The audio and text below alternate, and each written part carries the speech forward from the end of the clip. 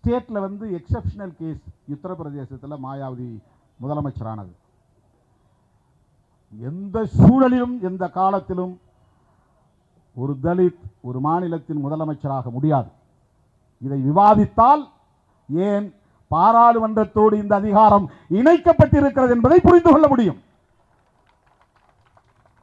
இதை போய் மாநில அரசு கிட்ட நமக்கு திமுக அரசு மீது நம்பிக்கை இருக்கிறது சரி, ஆனால் திமுக அரசு என்பது நிலையானதல்ல, மாநில அரசு தான் நிலையானது.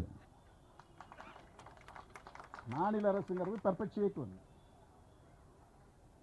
கட்சிகள் வந்து வரும் போகும், அது வேறு. சமூக நீதியின் மீது நம்பிக்கை உள்ளவர்கள் வருவார்கள் போவார்கள், அது வேறு. மாநில அரசு எந்த சூழலிலும் ஒரு தலித்தை முதலமைச்சராக ஏற்றுக்கொள்ளுகிற நிலை இங்கே இல்லை, வர முடியாது. இந்தியாவிலேயே அதிகமான மக்கள் தொகை கொண்ட பட்டியல் சமூகம் பஞ்சாபில் தான் இருக்கிறது. மொத்த மக்கள் தொகை 32%. எஸ்சி எஸ்டி மட்டும் 32% உள்ள ஒரு சமூகம் தனித்து ஒரு அரசியல் சக்தியாக எழுச்சி பெற்றால் அவர்கள்தான் நிரந்தர முதலமைச்சராக இருக்க முடியும். ஏன்னா 30-33% இருந்தாலே ஆட்சிக்கு வந்துட முடியும்.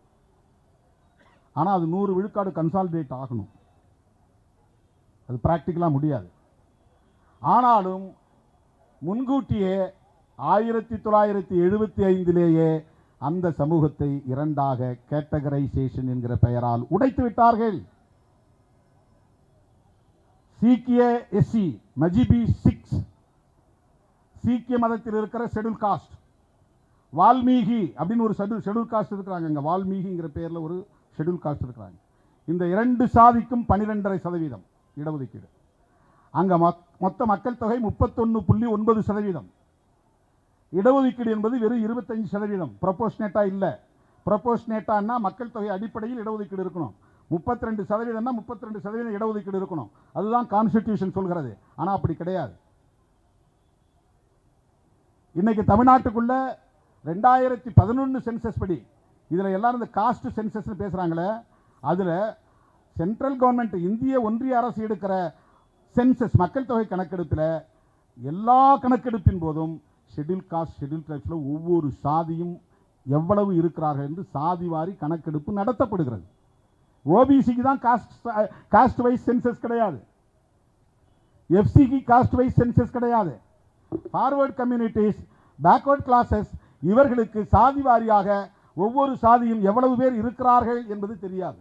ஏன் 10.5% போய் நிறுத்தி வச்சாங்கன்னா, எந்த டேட்டா அடிப்படையில் நீ 10.5 கொடுத்த அப்படின்னு ஒரு கேள்வி எழுந்துச்சு. டேட்டா இல்லை. வன்னியர்கள் 10.5% இருக்கிறார்கள் என்பது உனக்கு எப்படி தெரியும்? உன்கிட்ட டேட்டா இருக்கா? டேட்டா இல்லை. பிறகு எப்படி கொடுத்த? நான் ஜனார்த்தனம் குழுவில் ரெக்கமெண்டேஷனில் இருக்குது அதனால கொடுத்தேன். அதுக்கு டேட்டா இருக்கா? இல்லை.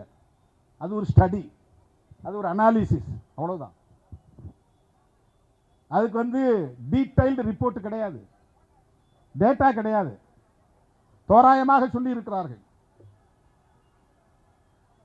ஆகவே டேட்டா இல்லை. அதனால் என்ன கோரிக்கை வருது? அடுத்த கோரிக்கை, சாதிவாரி கணக்கெடுப்பு நடத்து. அது ஜனநாயகமான கோரிக்கை, நாம் அதை வரவேற்கிறோம். ஆனால் எஸ்சி எஸ்டிக்கு சாதிவாரி கணக்கெடுப்பு ஏற்கனவே இருக்கிறது. நாம் சாதிவாரி கணக்கெடுப்பு நடத்த ஆதரவு தெரிவிப்பது ஓபிசிக்காக. விடுதலை சிறுத்தைகள் ஓபிசிக்கு ஆதரவானவர்களா இல்லையா என்பதை புரிந்து கொள்ளுங்கள். செய்திகளை உடனுக்குடன் தெரிந்து கொள்ள உடனே சப்ஸ்கிரைப் பண்ணுங்க.